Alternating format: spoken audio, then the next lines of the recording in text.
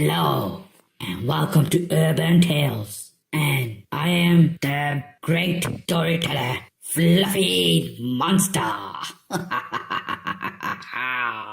Today, I'm gonna tell you a story about a couple named Rebecca and Jake. So let's begin. Long time ago in 2016, but nowhere near Cravant, and not even in Scotland. Wow, this story is about Rebecca and Jake from Tallahassee in US. Anyway, one dark and windy night, Rebecca and Jake were on their way back home from Huntsville Techno Convention in Alabama. While they were driving back, they saw there was a huge traffic on the highway. So after 10-15 minutes that the cars didn't move, Jake got out of the car, asked the cop at the scene, why is there so much traffic? The cop said that there was an accident due to a bunch of trees falling onto the road, and even one of the cars crashed into him. The cop also added that it's kind of weird so many trees fell onto the road as if the trees were taken down and placed in that order. Jake went back into the car and told Rebecca what had happened. Jake pointed that there's a road.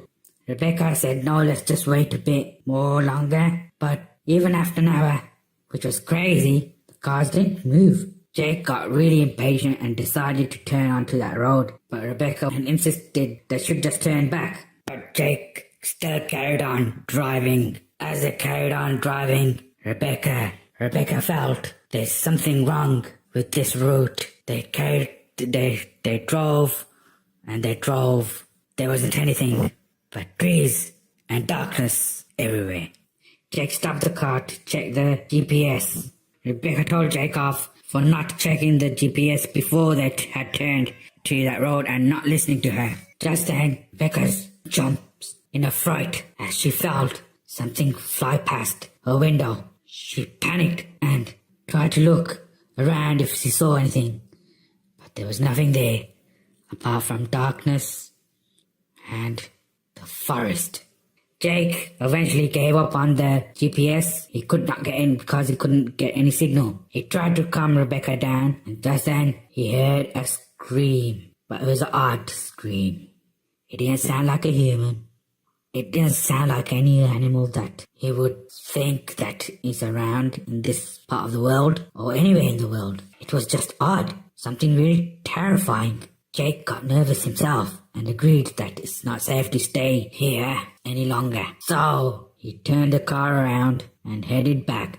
After driving for half an hour, the fuel light started to blink and the car slowed down and eventually stopped. Rebecca asked what's happened. Jake told her that they ran out of fuel. Jake again checked the GPS on his phone and he realized he finally got some network. He sees there's a little town not too far and he tells Rebecca to wait in the car while he goes and gets some help. Jake grabbed a gallon from the back and leaves, and suddenly Rebecca is all alone in the car. She heard that scream once again, and this time it was closer, and for some reason it felt like if the ground was shaking, as if something huge is walking towards the car, and the noise louder, and felt like it bumped into the car. Rebecca was terrified, and when she looked around, well, I guess we have to wait for the next episode because this story is also